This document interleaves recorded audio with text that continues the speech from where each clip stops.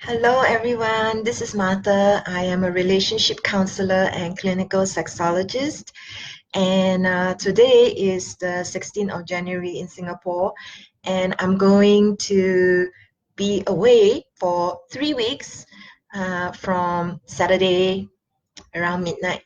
So it's been a few days, maybe a week since I made a video. And today I decided to use this as my video making day and make a different kind of a video on top of the other videos that I'll be doing. So I want to share a little bit about what I was doing before I became a clinical sexologist, helping people with sexuality and relationship challenges. Prior to um, starting my own practice, I was working in different companies, and I started working right away after I finished my diploma in mass communications from Nghi An Polytechnic. At that time, it was the only diploma of its kind in Singapore, and it was a very prestigious diploma. And I very happy that I got in just by the skin of my teeth, really. Um, it was like, there were people who dropped out, and I was then later on invited to sit in for like a shortlisting interview process. And anyway, I got in, and I have always been interested in communicating because I was told your English is really good, you could be a journalist. And then I learned about public relations and how to relate with more people using the power of the media. At that time, there was no internet when I started. So anyway, when I was studying for my diploma in mass communications, you are clueless, at 19 I never had a real part-time job. My parents didn't allow me to have a part-time job. So here I am going into the working life and not knowing what to expect and what to look out for. And I don't know why, but somebody planted some seeds in me. People can say what they say, but for the seed to take root is another thing. Of course, I take ownership for that. So people planted seeds like, oh, okay, so now you're going to go out into the working life. Be very careful of these kinds of companies. So this started to come into me. So some of the um, things that became a fear that I actually manifested was people saying things like, don't work for husband-wife company. It's going to be a nightmare. When they fight, they bring it back to the bedroom. Blah, blah, blah. It's toxic. Guess what? During the times when I was looking for jobs, now I'm talking about the many jobs that I've worked in. I worked with three husband-wife companies because at that time when I was looking, there was nothing else that I could find. So I actually ended up working with three husband-wife companies, Singaporean, Chinese, Indian, and um, Singaporean also, Chinese. And even though they were all different in terms of the kind of industry, one is IT, Indian IT, one was Chinese automotive company, Singaporean, one was Chinese PR company, and three husband-wife companies. I also ended up working with, as I started to mention, Indian company. So this is Indian from India IT company. Super boring for me because it had to do with like electronic design. And then there was this um, Japanese company that I worked in for 3 years. And that job was actually the longest I ever had because I was going through a lot of personal stuff, and I needed some kind of stability. So I actually stayed there longer than I would like. But through these companies, I realized the way I was thinking when I joined the companies affected in me attracting the company. So if I keep putting into the universe that I don't want Japanese company, I don't want Indian company, I don't want husband wife company. Guess what? That's what I attracted because that was what I was focusing on. So when I started to see, yes, it's very, very funny. So when I started to see that I was getting what I did not want, even because I was so scared and I said, don't want, don't want, don't want. I actually ended up when I was looking, I couldn't get. So then I realized that there must be something around the law of attraction. If only I didn't have these seeds there in the first place, like tech company is not good, or Japanese company is not good, or Chinese company is not good, husband wife company is not good. If I didn't go in with not good, because that was only what I could find, then because I already set myself up for it's not good, so I'm not going to have a good time. And then the experience itself in the company was horrible as well, was horrible. So one boss was really horrible in the sense that he would like throw the papers across the table at me, not because it was a me thing, but because it was a kind of like a MCP, male chauvinist kind of a thing, throw papers across the room at me. Then I had an Indian boss. She would always give me work that she expected me to finish just before I was going to knock off work. And that was her strategy. So she didn't just do it to me, she did it to somebody else. And she would do it because she wanted to milk us for every single inch of our blood, sweat, and tears. And the other colleague that she did the same thing on just refused to play her game, and they didn't get along. So this Indian company boss was also not a good experience. The same Chinese boss that threw paper across the table at me would make me work until 10 p.m. every night. And on weekends, Saturday, I'm supposed to finish work at 1, and he wouldn't let me go until 5. So working from Mondays to Fridays until 10, and then on Saturday until 5, I actually had a breakdown because I was so exhausted. And that was all linked to the whole, this is what Ching Chong Chinese men are like. And so I manifested it because I already went in thinking like, yep, this is gonna happen. Yep, it's happening. Yep, suck it up. Yep, do it. And so it wasn't serving me at all because I at that time also had a lot of difficulties with standing up for myself. So as much as I blame situation, blame circumstances, blame specific people, I myself also wasn't in my power. And I really needed to find that strength within myself to go, no, I deserve better. So when I finished my degree in mass communication, so I started working when I got my diploma in mass communications, and then I started working. And I was also studying like correspondence. So it took me a while to finally get my degree in mass communications. And on the day that I tendered my resignation with this Ching Chong Chinese automotive company guy, I was working as like a company secretary for a year. He actually like want to rub it in my face and said, "Oh, the person replacing you actually has a degree." And I looked him in the eye and go, "Yeah, I have a degree now." So, like his last parting words, he still had to do this kind of like a mind fuck on me, right? Push me down, like put me in my place. Like, like I got somebody better than you. And I was like, well, I got my degree and I'm moving on. But of course, all this is like really, really subtle. So what I'm trying to say is he was abusive and he continued to be abusive right till the very end. And I needed to have that faith in myself that, you know what, I'm studying hard and my degree is going to get me to a better place. I needed to believe in myself when nobody believed in myself. Nobody believed in me. Nobody believed that I was going to do better. And eventually, in time to come, I focused on what I really wanted to manifest. So I moved on to another company, and from there to my dream PR company. At that time, when I manifested my dream PR company, that was along Orchard Road, is like really super fancy, like the best PR company in Singapore. And guess what? Because it was the best PR company in Singapore, they worked at their best level. And I was not at that point ready to work at my best level because I was busy working on setting up a nonprofit. So my heart was not really there, even though I manifested exactly what I wanted.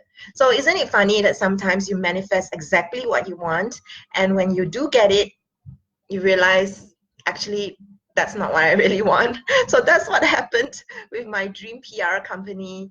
top PR company in Singapore. It's like super glamorous. But when I got in and realized what they did for their clients, meaning they worked until 10, 11 p.m. every night, and every single thing they do, they were just consumed with thinking about their client. That was not what I wanted to do anymore. And so I left that job very soon. Even with this current job that I have, which is Eros coaching. So I started Eros coaching 11 years ago. This year is the 11th year. I started it 11 years ago because I wanted to help people with regards to their sexuality and relationships. So how it all started was when I broke up with my first husband. It was probably the hardest time in my life. I was so young. I was 21. When I first got married. I was 25 when we broke up. And at that time, I didn't have the skills to help people. And I thought, if I'm going to be left goods, if I'm going to be used goods, if I'm never going to find a partner, if I'm never going to be married again, have to give up my dream of being a mother, if I have to do that, what use, what purpose can I have of my life? And because my ex-husband, um, he was very, very narcissistic. He didn't allow me to do any volunteer work. So one of the first things I did when we broke up was I started to do volunteer work. And through the volunteer work, I found so much happiness in helping people. And I was very curious about that ability to very meaningfully, during the crisis point of people's lives, be able to parachute in and help them. And I'm talking specifically about counseling. And so I went and got a helpline, telephone counseling skills. And that was when I realized, oh my God, I'm good at this. I was so shocked. Nobody would have guessed that I could be a very good counselor. Even I myself was very shocked. And so when I realized that I had that affinity with counseling and that talent with it, I decided that actually this is what I really want to do. I want to support people who need someone to parachute in and help them. That's how I started to dream of becoming a counselor. And yet I didn't want to be a generic counselor. I wanted to specialize. And the more specialized I would be, I felt that I could help people in a more precise way. I didn't just want to be any normal counselor that handled every single topic. I wanted to specialize. And the topic that I was most interested in was sexuality. So that's how I went and got my doctorate in human sexuality. And then later on, I also got my master's in counseling. So I actually have 4 degrees. My first degree, as I mentioned, is in mass communications. And then I started my nonprofit. During that time, I did my master's in public policy. After that, I did my master's, I did my doctorate in human sexuality, and then I did my master's in counseling. So I would say that it is because of the bad jobs, the horrible jobs that I had, that made me come to realize more of who I am and what would be a better use of my time, my life, my talents, my expertise. And I really wanted to dedicate my life to helping people directly parachuting in.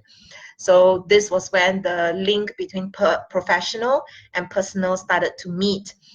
All the trainings that I have, like how can I turn this into a job that gives me so much joy, and that was how I started my practice.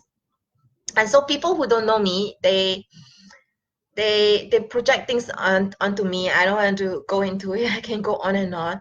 But recently I had a talk with my sister-in-law because my mom passed away in October 2018, and now it's just my dad left. So she's living with my dad. And she said, oh, you shouldn't bring up the topic of death to an old person. Old people don't like to hear about death. I'm like, you can talk to me about death anytime. I'm so ready to die. And she said, oh, don't be so pessimistic. I said, this has nothing to do with pessimistic. I already am fulfilling my life purpose, and I have no regrets. about dying. And this has nothing to do with being a pessimist. I'm still doing what I'm meant to do. I am doing it. It's just a matter of doing bigger, better, stronger, helping more people. But because I'm already living my life purpose, I have no regrets. So that's very different from being pessimistic. It's because I am not living my life with any regrets, and that's why I'm not afraid of death. So to live your life afraid of dying and having regrets, feeling like you're not living your life in the optimal way, I think there's sadness. Like if you're not happy about your life, you feel that you will die with regrets, then by all means work towards living and creating the life that you want. And I feel law of attraction is something that can do that. So one of the things, now let's talk about something that's practical. So one of the things I started to do was, I'm very happy about it.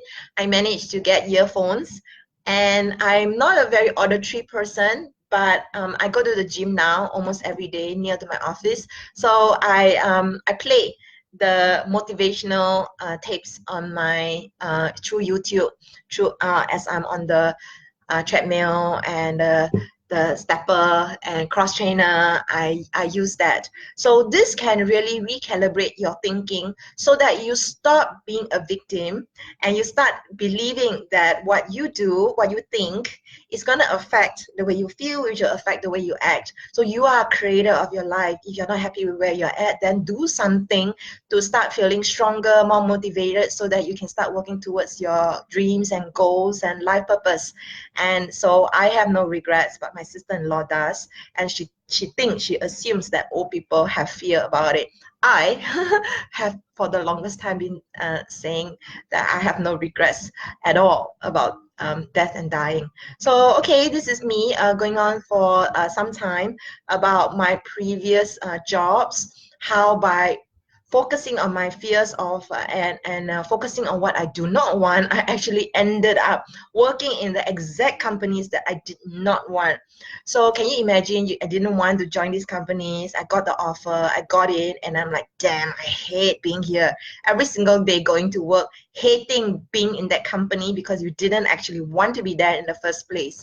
Imagine the kind of life that I had in those careers, and imagine the life that I have now, consciously creating the career and the profession that I want, the one that I feel is aligned with my life purpose in helping people. There are ups and downs in my work, I would say, I have to admit.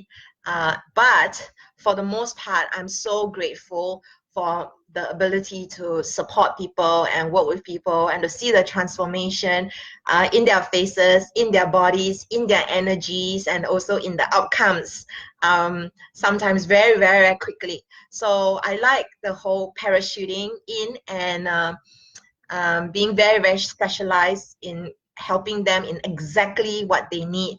It's so sad that some of my clients actually say things like they go to a counselor, they go to a psychologist, they've been working with marriage counselors for like 6 months, 1 year, and the topic of sex was not discussed.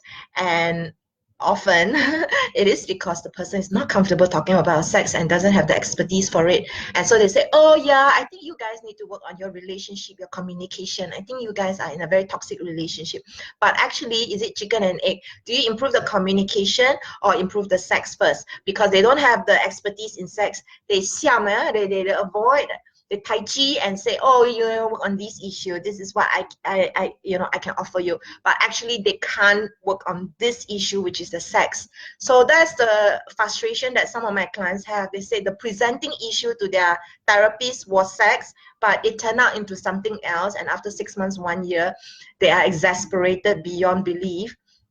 They're on the verge of separation and divorce. They come and see me and they're like, oh my God, like you have just helped us in one session what we were not able to get in months in 1 year. It is so common. I hear this all the time. So this is what I mean, like I parachute in and I support my clients in very precise ways. So this is Martha of Eros Coaching, sharing with you a little bit of my career in the past, and also a little bit of my education and my work, my belief that we are all creators of our destiny. And you can start with a small little suggestion that I made just now, which is to listen to motivational tapes on YouTube even. I have been doing it, and it just makes me feel so amazing at the start of the day, and makes me like really want to focus on what is important and really work towards helping more and more people. This is this is very much me. I want to help more people through my work. So this is Martha. Thanks for watching this video, and please check out my website. That's eroscoaching.com.